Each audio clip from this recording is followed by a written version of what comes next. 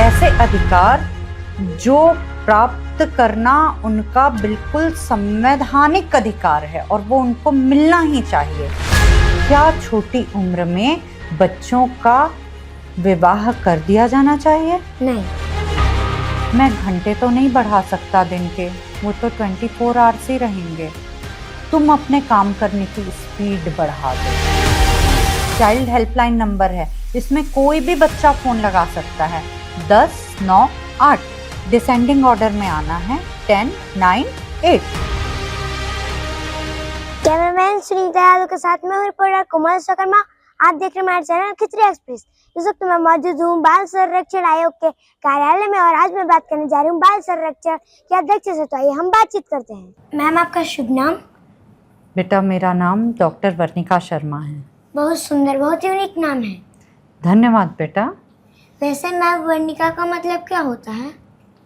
वर्णिका का मतलब होता है कई रंगों से मिलके जो एक इंद्रधनुष देखा है ना तुमने, कई रंगों का जो एक निचोड़ होता है वही वर्णिका होती है। ओह मैम, आपका पद नाम? मैं छत्तीसगढ़ राज्य बाल अधिकार संरक्षण आयोग के अध्यक्ष के पद पे हूँ। सबसे पहले तो आपको बाल संरक्षण आयोग के अध्यक्ष बनने के लिए बहुत बहुत बधाई एवं शुभकामनाएं। धन्यवाद बेटा। बाल संरक्षण आयोग के अध्यक्ष बनने पर क्या क्या करना पड़ता है, प्रोसेस बताइए। बाल संरक्षण आयोग के अध्यक्ष बनने पे हमको अपने बच्चों के अधिकारों का पूरा संरक्षण करना पड़ता है। अब आप निश्चित रूप से मुझसे अगला सवाल पूछोगी कि ये अधिकारों का संरक्षण क्या होता है। तो जो हमारे बच्चे हैं उनके लिए दो प्रकार के अधिकार होते हैं। एक वैसे अधिकार जो उनकी ज़रूरत पे आधारित होते हैं और एक ऐसे अधिकार जो प्राप्त करना उनका बिल्कुल संवैधानिक अधिकार है और वो उनको मिलना ही चाहिए। अब ये मिलना ही चाहिए के बाद में एक और बात आ जाती है, बच्चों के उन अधिकारों की भी रक्षा करनी है जो बच्चों के साथ होना चाहिए। जैसे बच्चों को शिक्षा मिलनी चाहिए ना, बच्चों को साफ पानी मिलना चाहिए ना, मिलना चाहिए या नहीं? चाहिए, बिल्कुल मिलना चाहिए।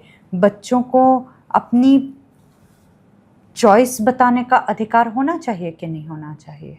चाहिए। बिल्कुल होना चाहिए।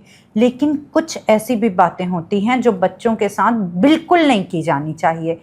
क्या छोटी उम्र में बच्चों का विवाह कर दिया जाना चाहिए? नहीं। बिल्कुल भी नहीं। क्या छोटे बच्चों को पीटना चाहिए? नहीं। बिल्कुल भी नहीं। क्या छोटे बच्चों से मजदूरी कराई जानी चाहिए? नहीं। क्या छोटे बच्चों के सामने गंदी बातें बोलनी या करनी चाहिए? नहीं। अपशब्द कहना चाहिए? नहीं। क्या बच्चों से नशीली सामग्री मंगानी चाहिए? कभी भी नहीं। तो बच्चों के अधिकारों की सुरक्षा दो तरीके से करने के लिए मुझे यहाँ बिठाया गया। एक, जो बच्चों के साथ होनी चाहिए वो चीज़ें उनको नहीं मिल रही है तो हमको जाके जो व्यक्ति उनके अधिकार की चीज़ नहीं दे रहा है उनके कान ऐसे पकड़ना है। और जो बच्चों के साथ नहीं होनी चाहिए वो चीज़ें भी कर रहा है तो भी हमको जाके कान दोबारा तरीके से पकड़ना है।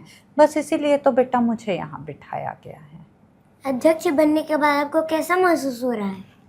अध्यक्ष बनने के बाद बहुत सारी जिम्मेदारी महसूस हो रही है, क्योंकि जहाँ भी जाती हूँ अपने प्यारे प्यारे बच्चों को जब परेशान देखती हूँ तो मुझे लगता है हे भगवान, इस पूरे दिन में 24 घंटे की जगह 25 घंटे कर दीजिए, क्योंकि मुझे अपने बच्चों के लिए, अपने बच्चों की भलाई के लिए, उनकी नेकी के लिए और भी ढेर सारा काम करना है। तो भगवान जी ने कहा मुझसे, मैं घंटे तो नहीं बढ़ा सकता दिन के, वो तो 24 आवर्स ही रहेंगे, तुम अपने काम करने की स्पीड बढ़ा दो। तो मैंने कहा ठीक है भगवान जी, फिर मुझे खूब सारी शक्ति दे दो, एनर्जी दे दो। तो भगवान जी ने कहा तथास्तु, और उन्होंने मुझे एनर्जी दे दी।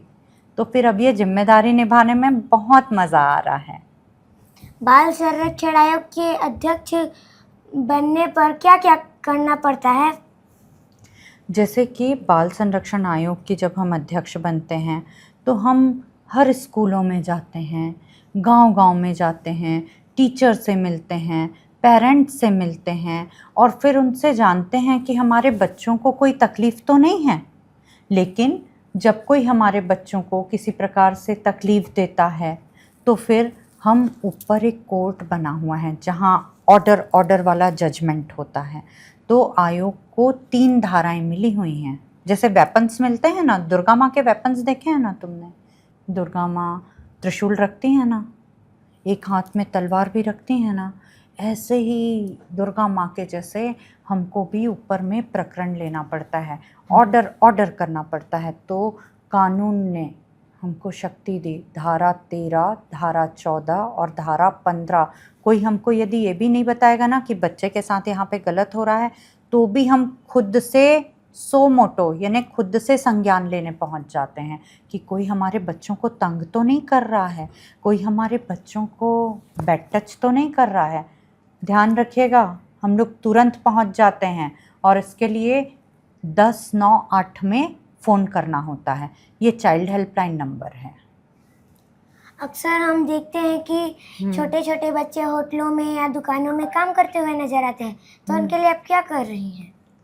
जब मुझे ऐसे बच्चे नज़र आते हैं तो मैं किसी एक दिन काम नहीं करती, हर निशम सेवा में करती हूँ, यानी 24 घंटे कहीं भी। जैसे अभी हम बेटा एक दिन ना महासमुंद जा रहे थे बच्चों के स्कूल के एक कार्यक्रम में, योग दिवस में।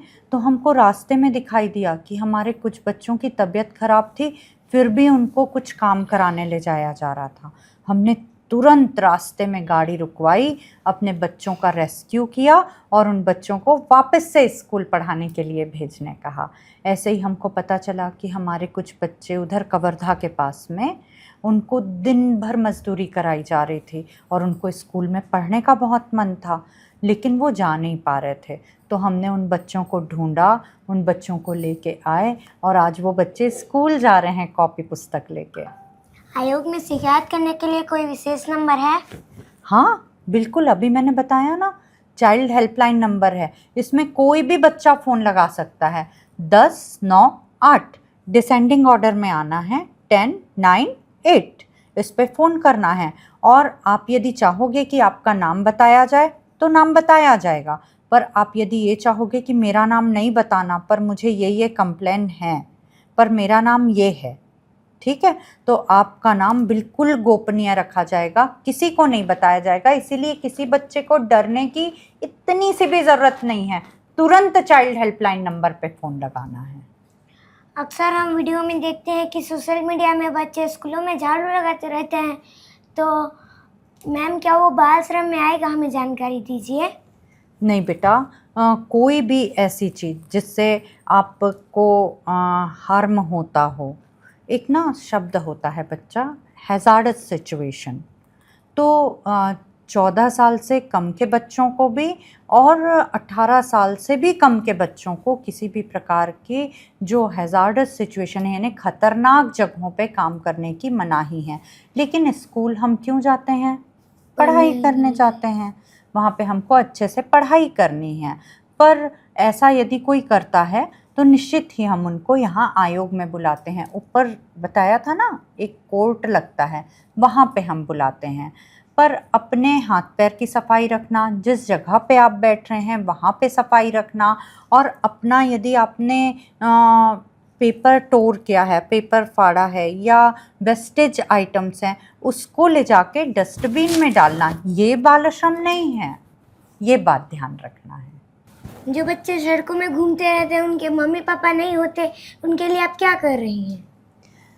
जो बच्चे आपको सड़कों में घूमते हुए दिखाई देते हैं, उनके मम्मी पापा नहीं होते हैं, तो फिर से कहूँगी कि आपको फ़ोन करके, या जो बड़े हैं उनको बोलना कि फ़ोन करके 1098 में सूचना दे दें।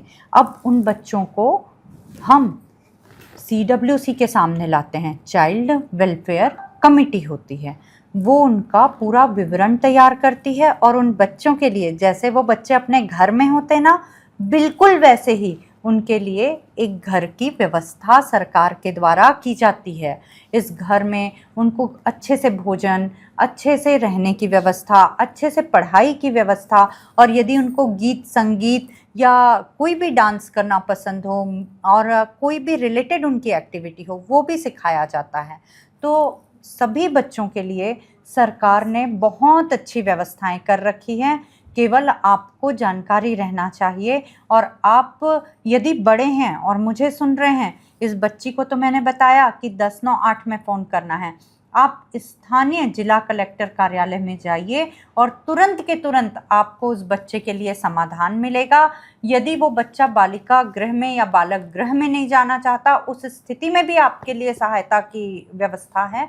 तो आप एक बार ज़रूर इसकी सूचना दें। किसी बच्चे को घर का छत उपलब्ध कराने में सहयोगी और सहभागी बने। अच्छा, ये बताओ, मोबाइल तुम कितनी देर चलाती हो? मैं नहीं देखती मोबाइल। Very good.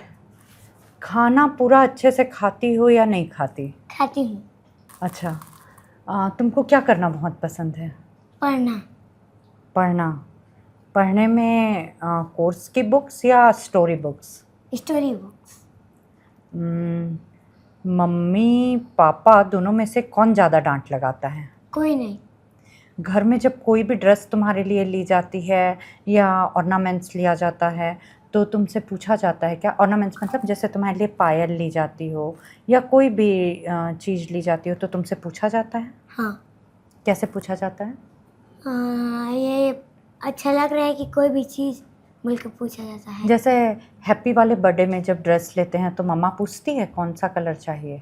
मैं स्काई ब्लू पसंद करती हूँ। स्काई ब्लू पसंद करती हो? अच्छा, अपने छोटे भाई को जब तुमको अच्छे से पढ़ाना होगा और वो तुम्हारी बात नहीं मान रहा होगा, तो तुम उस पर गुस्सा करोगे? नहीं। तो कैसे समझाओगे? एक लाइन में बताओ। उससे प्यार से बोलूँगी कि पढ़ ले भाई बोल के। और वो बोलेगा नहीं दीदी मेरा मूड नहीं है, फिर क्या बोलोगे? फिर भी गुस्सा नहीं करोगे? नहीं। फिर प्यार से समझाओगे। अच्छा, खेल खेल में पढ़ा दोगे? हाँ। आपको स्कूल जाना पसंद है? हाँ, मेरे को स्कूल जाना बहुत अच्छा, पसंद एक बात बताओ, स्कूल जाने में सबसे बेस्ट पार्ट क्या लगता है? इंग्लिश। इंग्लिश या इंग्लिश की मैम? इंग्लिश की मैम। गुड। अच्छा, और एक चीज़, अब रैपिड फायर ना, एकदम जल्दी जल्दी आंसर देना है in one word. Ready? English पसंद या हिंदी? इंग्लिश। पोएम पसंद या म्यूजिक? पोएम। मूवी पसंद या डांस? डांस। ओके। खेलना पसंद है या गाना गाना? गाना गाना। Very good. ये सारी बातों में पास हो चुकी है। इसने मुझे थोड़ा सा डराया था इंटरव्यू में, पर ये बिल्कुल भी नहीं डरी। ऐसे ही हमारे बच्चे हंसते रहें, मुस्कुराते रहें और बेफिक्र होके, बेझिझक होके अपने सवाल फायर के जैसे दागते रहें। इन्हीं ढेर सारी शुभकामनाओं के साथ बच्ची को ढेर सारी बधाई। थैंक यू दीदी। आज तक बहुत सारे पॉडकास्ट हुए, बहुत सारे इंटरव्यू हुए। बाल अधिकार संरक्षण आयोग की अध्यक्ष के रूप में मनोनयन के पूर्व भी और पश्चात भी, लेकिन आज मेरा इंटरव्यू लेने आई हैं एक प्यारी सी पत्रकार, जिसने मुझसे अभी थोड़ी देर पहले ढेर सारे प्रश्न पूछे। और सच कहिए, मुझे ऐसा लग रहा था जैसे मेरा कोई कॉम्पिटिटिव एग्ज़ाम मुझे क्रैक करना है। आपको इसका चेहरा दिखाती हूँ, देखिए इसका चेहरा। हाय।